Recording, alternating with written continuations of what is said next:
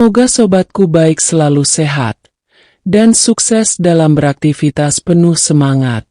Di kesempatan ini, saya akan mengisahkan tentang malam pertama di dalam kubur penuh senyum bahagia, buah dari kebiasaan berbagi semasa hidup. Sebelum kita simak perjalanan kisahnya, ayo yang baru menemukan channelnya, di-subscribe, like, komen, dan nyalakan lonceng notifikasinya. Mari sobatku, kita simak bersama-sama kisahnya berikut ini. Di sebuah gang kecil di kawasan Jakarta Selatan, hiduplah sepasang suami istri bernama Damar dan Ratih. Mereka adalah pasangan yang dikenal sederhana namun penuh kebahagiaan. Damar bekerja sebagai pegawai administrasi di sebuah kantor kecil, sedangkan Ratih membantu keuangan keluarga dengan menjahit pakaian di rumah. Meskipun penghasilan mereka pas-pasan, kehidupan mereka dipenuhi tawa, cinta, dan rasa syukur yang tiada habisnya. Mereka memiliki 3 anak: Rendra, anak sulung yang duduk di bangku SMA, Kirana yang bersekolah di SMP, dan si bungsu Arfan yang masih duduk di kelas 3 SD. Ketiga anak itu tumbuh dengan didikan penuh kasih sayang. Setiap pagi, sebelum memulai aktivitas, mereka sekeluarga selalu melaksanakan salat subuh berjamaah di rumah. Setelah itu, Damar dan Ratih mengajarkan anak-anaknya untuk membaca Al-Quran, meski hanya beberapa ayat.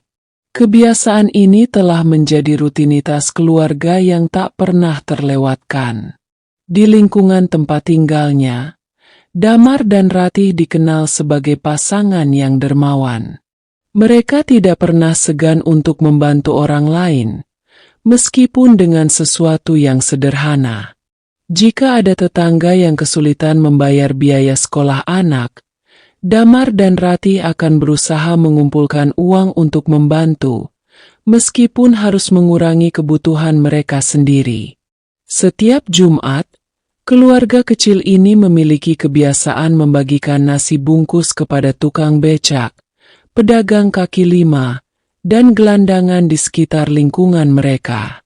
Damar sering berkata kepada anak-anaknya, "Kita tidak perlu menunggu kaya untuk berbagi.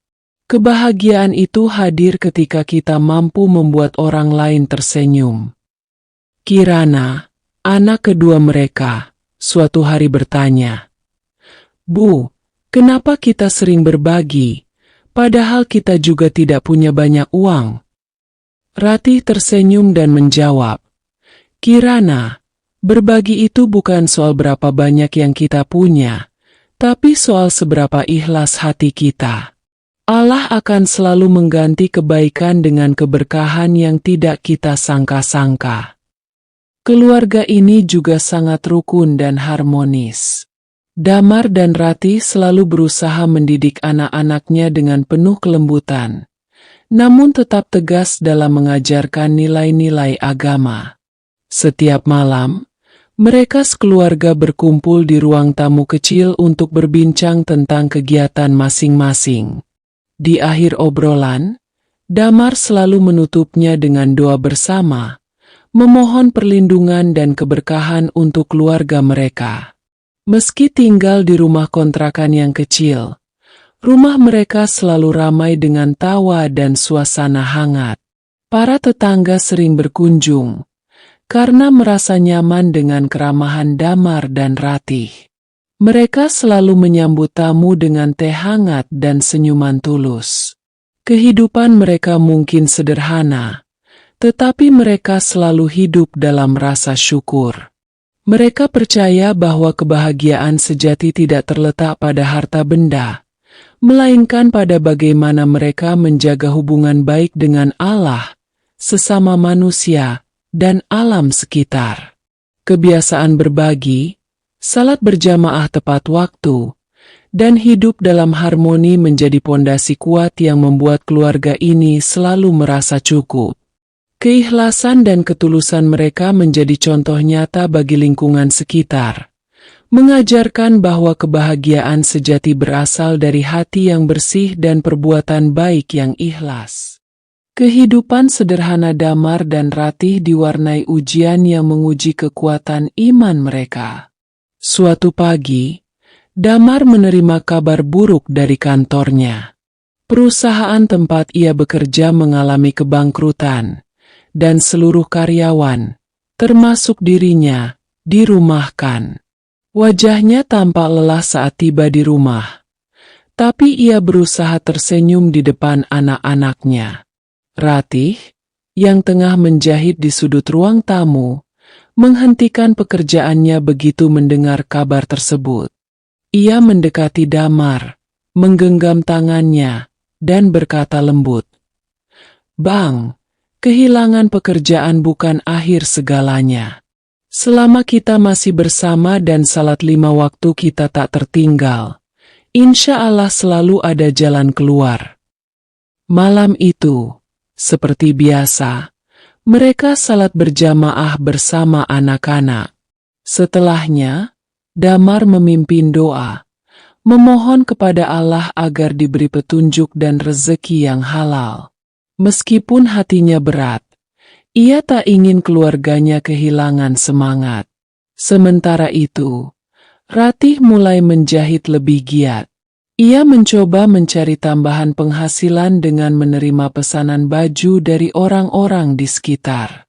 Anak-anak pun ikut membantu sebisa mungkin. Rendra sering membantu ibunya memotong pola kain. Kirana menawarkan jasa mencuci kepada tetangga, dan Arfan dengan semangat mengantar pesanan ibunya.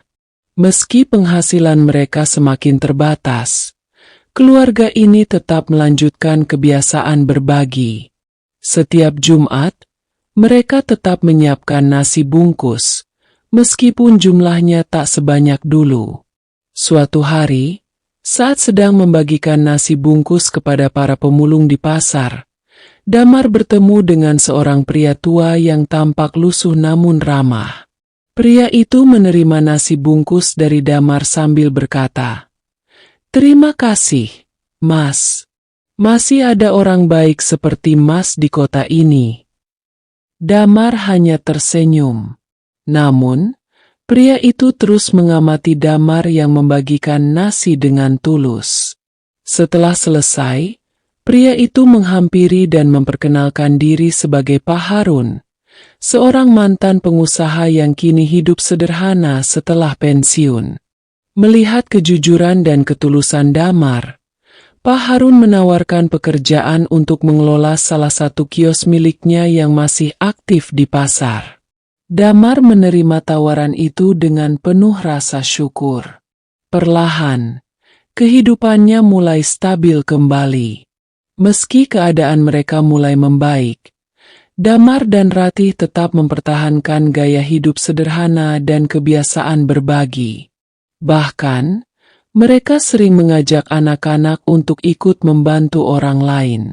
Keluarga ini juga mulai menginisiasi kegiatan di lingkungan sekitar, seperti penggalangan pakaian bekas layak pakai untuk didistribusikan kepada warga kurang mampu. Kirana, yang memiliki suara merdu, mulai membantu dengan mengisi acara pengajian di masjid setempat. Sementara Rendra, yang memiliki kepedulian tinggi, mengajari anak-anak di sekitar rumah yang kesulitan belajar. Ratih sering mengingatkan anak-anaknya, "Hidup ini singkat, Nak. Jangan pernah lupa bahwa apa yang kita tanam hari ini akan kita panen di akhirat." Berbuat baik itu seperti menabung keberkahan untuk masa depan. Keluarga Damar dan Ratih terus menjalani hidup mereka dengan syukur dan ikhlas, meskipun ujian datang silih berganti. Mereka percaya bahwa setiap kesulitan adalah cara Allah untuk menguatkan iman dan menjadikan mereka lebih dekat kepadanya.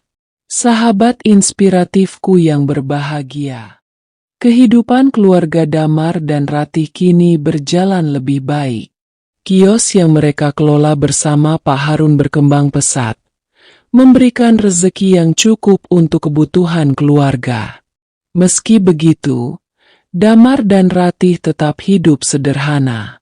Mereka percaya, keberkahan tidak datang dari seberapa banyak yang dimiliki, tetapi dari bagaimana mereka menggunakannya untuk kebaikan. Di lingkungan sekitar, keluarga ini semakin dikenal sebagai teladan. Setiap Jumat, rumah kecil mereka selalu ramai oleh tetangga yang membantu memasak dan membungkus makanan untuk dibagikan kepada mereka yang membutuhkan. Kegiatan berbagi yang dulunya dilakukan sendiri oleh Damar dan Ratih kini menjadi gerakan komunitas kecil.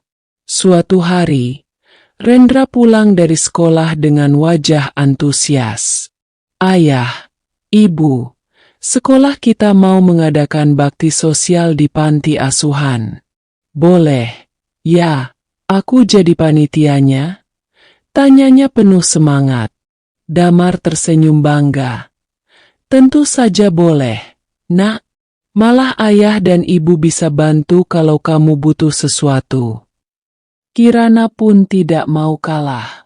Ia mulai mengumpulkan buku-buku bekas dari teman-temannya untuk disumbangkan ke anak-anak yang membutuhkan. Arfan, meskipun masih kecil, sering membantu dengan membawa barang-barang kecil saat keluarganya berbagi di jalanan. Kebiasaan keluarga ini menanamkan nilai bahwa berbagi bukan hanya tentang materi, tetapi juga tentang waktu, tenaga, dan perhatian. Mereka percaya bahwa setiap tindakan kecil bisa membawa perubahan besar bagi orang lain. Namun, di tengah kebahagiaan itu, Damar mulai merasakan kelelahan yang luar biasa. Awalnya, ia mengira hanya kelelahan biasa karena aktivitasnya yang padat. Namun, kondisi tubuhnya semakin melemah dari hari ke hari. Ratih, yang selalu memperhatikan suaminya, memaksanya untuk memeriksakan diri ke dokter. Hasil pemeriksaan menunjukkan bahwa Damar menderita penyakit serius yang membutuhkan perawatan intensif. Kabar ini mengguncang keluarga mereka, tetapi Damar tetap tegar. Ia berkata kepada Ratih, "Ini adalah bagian dari rencana Allah. Kalau ini jalannya, kita terima dengan ikhlas. Yang penting, kita tetap menjalankan salat dan terus berbuat baik." Meski kondisinya melemah, Damar tetap melaksanakan salat berjamaah dengan keluarganya. Ia juga terus menyempatkan diri untuk berbagi kepada sesama, meskipun kini hanya bisa mengarahkan dari rumah. Beberapa bulan kemudian, kesehatan Damar semakin menurun. Pada suatu malam setelah melaksanakan salat Isya berjamaah bersama keluarganya, Damar meminta anak-anak dan Ratih untuk berkumpul. Ia memberikan pesan terakhir yang penuh makna. "Anak-anakku, jangan pernah lelah untuk berbuat baik. Rezeki, harta, dan semua yang kita miliki hanyalah titipan. Yang akan kita bawa nanti adalah amal kebaikan kita.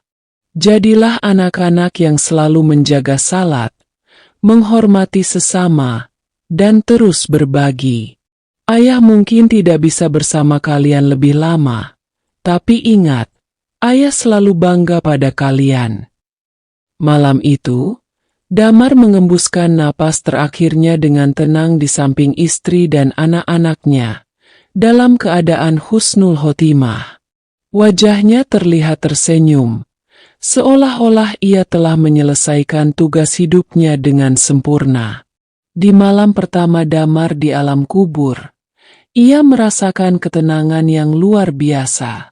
Cahaya terang menyelimuti tempat peristirahatannya, dan ia melihat kilasan-kilasan kebaikan yang pernah ia lakukan semasa hidup. Setiap nasi bungkus yang dibagikan, setiap senyuman yang ia berikan kepada orang lain, semua kembali dalam bentuk kenikmatan yang tak terhingga. Dalam keadaan itu, Damar tersenyum bahagia.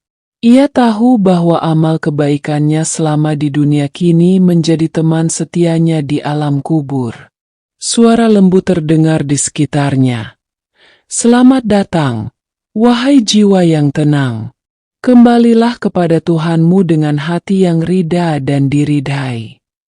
Ratih dan anak-anaknya melanjutkan kebiasaan berbagi yang telah ditanamkan Damar. Mereka percaya bahwa meskipun Damar telah tiada, semangat dan ajarannya akan terus hidup melalui setiap kebaikan yang mereka lakukan.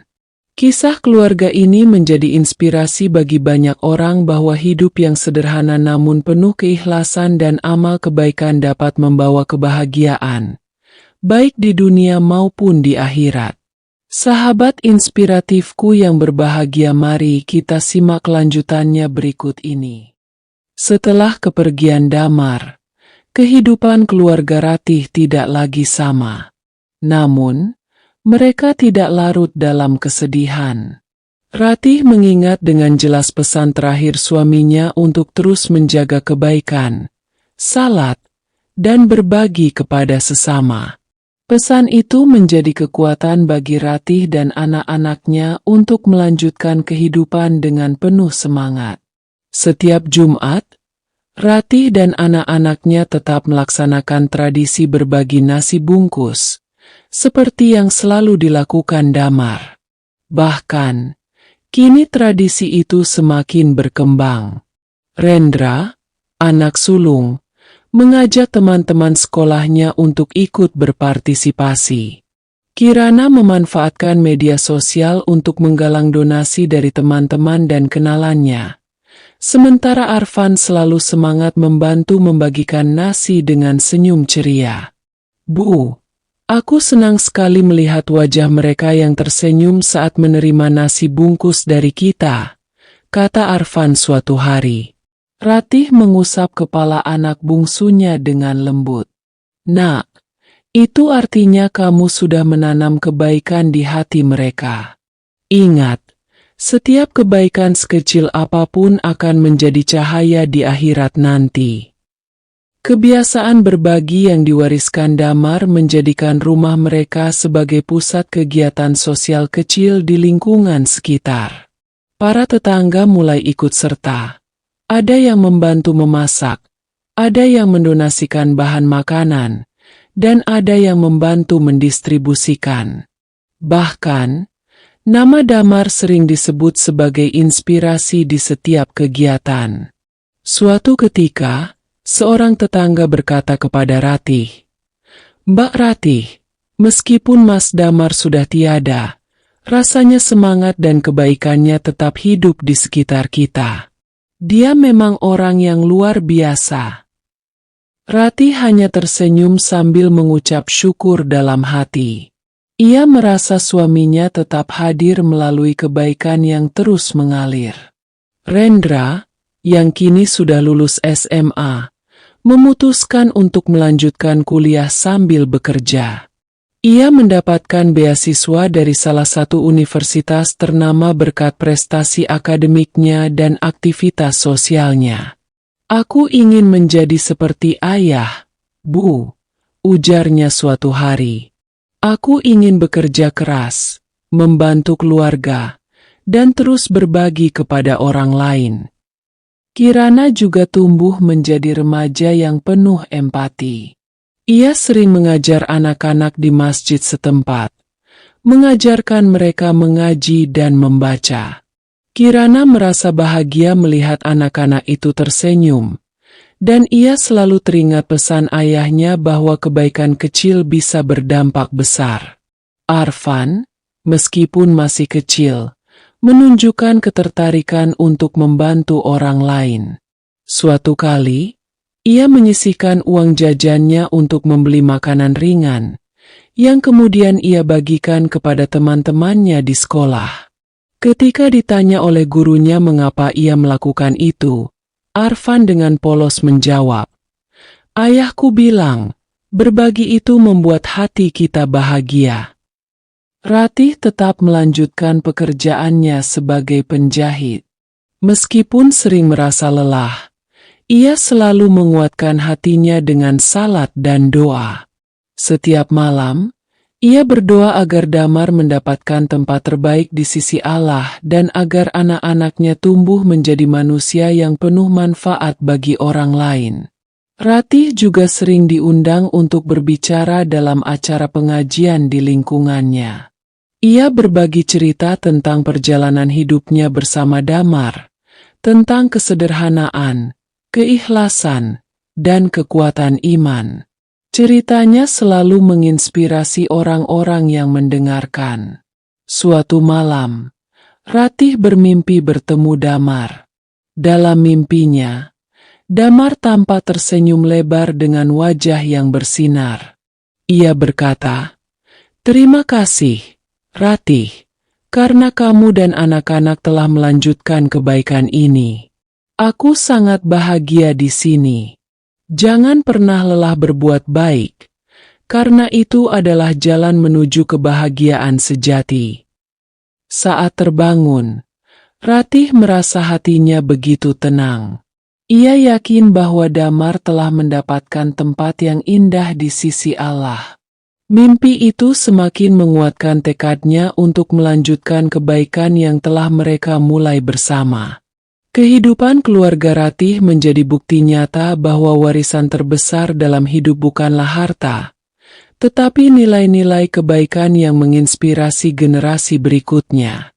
Dengan semangat Damar yang tetap hidup di hati mereka, Ratih dan anak-anaknya terus melangkah menjalani hidup dengan penuh keikhlasan dan cinta. Kebaikan yang mereka lakukan terus menyebar, mengubah lingkungan sekitar menjadi lebih harmonis dan penuh kasih sayang. Mereka percaya, seperti pesan Damar, bahwa setiap kebaikan akan kembali kepada mereka dalam bentuk kebahagiaan di dunia dan akhirat. Tahun demi tahun berlalu. Kehidupan keluarga Ratih berjalan dengan penuh keberkahan.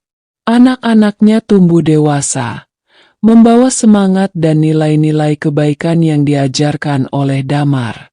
Rumah kecil di Jakarta Selatan yang dulu sederhana kini telah menjadi tempat yang penuh kehangatan, cinta, dan cerita inspiratif.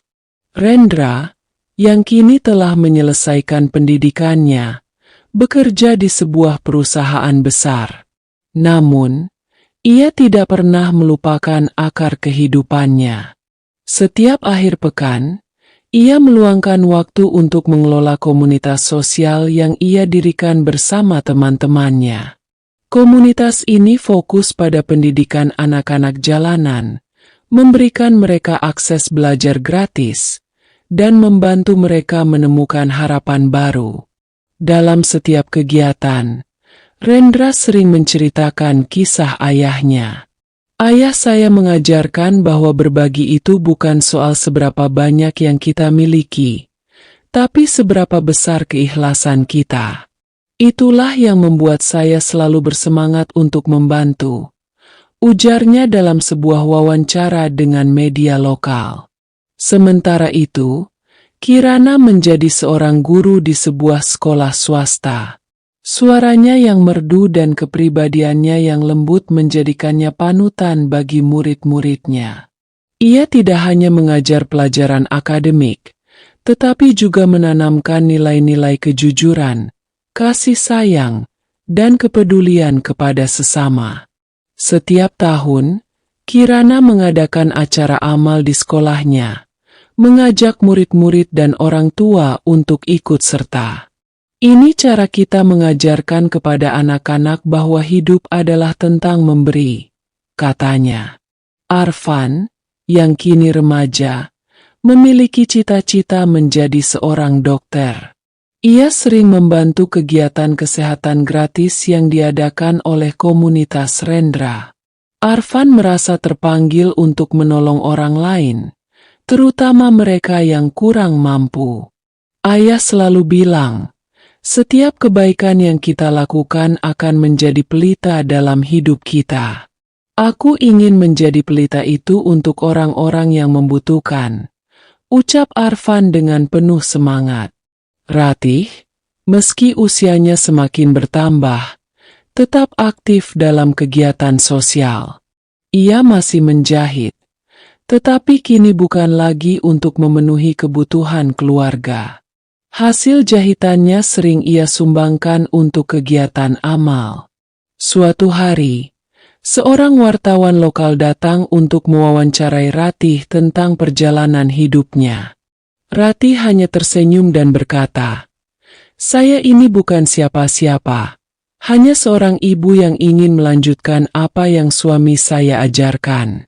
Kebaikan itu seperti air, mengalir terus tanpa henti. Kalau kita menjaga alirannya, insya Allah hidup kita akan dipenuhi keberkahan." Kisah keluarga ini mulai dikenal luas. Banyak orang yang terinspirasi oleh kehidupan sederhana namun penuh makna dari keluarga Damar dan Ratih. Bahkan, beberapa pihak mulai menggalang dukungan untuk menjadikan kegiatan sosial keluarga ini sebagai gerakan yang lebih besar.